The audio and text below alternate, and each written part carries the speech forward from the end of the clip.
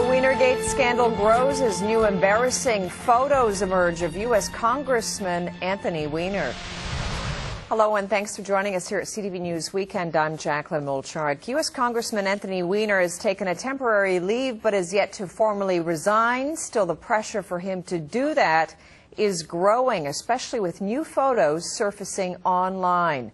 They were published by the popular celebrity website TMZ, and they reportedly show Weiner in the U.S. House of Representatives gym, which is open to current and former U.S. lawmakers. It seems Weiner took the photos of himself with a cell phone camera in front of the gym's mirrors. In some of the photos, he's partially clothed or in various workout rooms.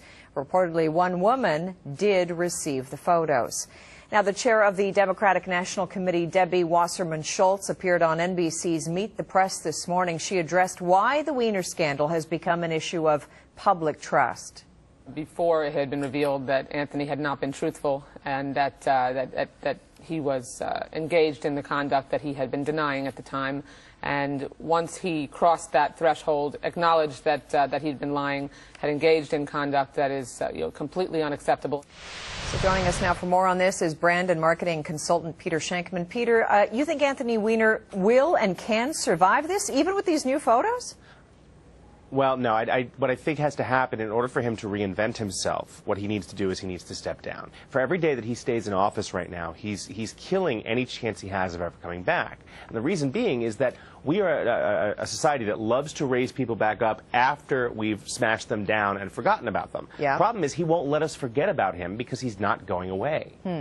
So he needs to be smashed down a little more, is what you're also saying, though, right? Well, that he has to full out say, okay, I resign, that's it, I'm out of here, right?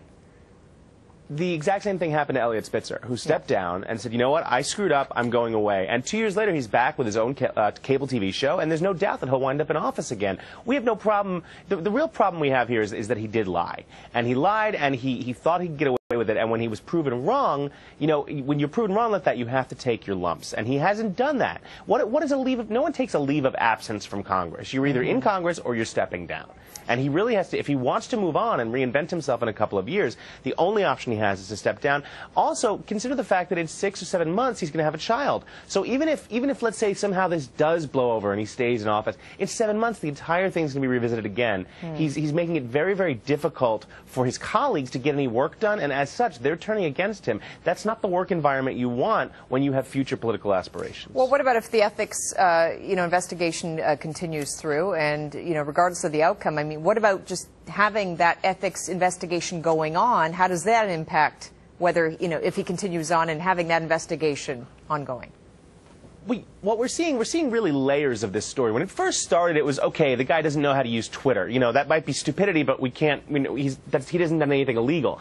Then there were words that he might have given PR help from his group, from his staff, to a porn star. That was, that story broke. Well, that could be an ethics violation. Now, if he's using government resources, his BlackBerry or the gym or things like that, to take photos and send pictures, that's using government resources and taxpayer money for personal gain. If that's the case, that's very much illegal. And if it is illegal and he broke the law, he doesn't really have a choice. Yet he still has supporters. Are you surprised?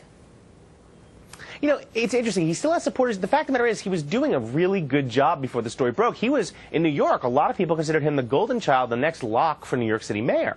And when this story broke, again, had he come clean, when this first happened, this story would have had legs for about 8 hours. And he would have said, you know what, I screwed up. My mistake. And a lot of people are saying now, not only did he lie, he lied with this sort of really angry attitude towards the media and the public. How dare you accuse me? I did nothing wrong. And as soon as he said he was hacked, people in the internet community started saying, wait a second, you're not important enough to get hacked. Something doesn't fit here. And the last thing people are saying now is that, this is a man who could very well be on a political council to make laws about the internet, yet he doesn't necessarily know how to use it. So that's another real big issue. He really is, at this point, if he wants to save his career in any capacity, the only thing he really can do is step down and sort of go away for a while. And you don't think he's a sex addict? You think he's an exhibitionist? You know, someone asked me, is this a sex? If it's a sex problem, it's a sex problem without the sex. That's number one. If it's not a Facebook problem or Twitter problem or social media problem, a lot of people have said it's a stupidity problem. There are just certain things you don't do because anything you put on the internet, it doesn't matter how private you have them, there is no security setting in the world that can compete with stupid. Okay, so we'll see where this goes. Peter Shankman is a brand and marketing consultant joining us from New York. Thanks. My pleasure.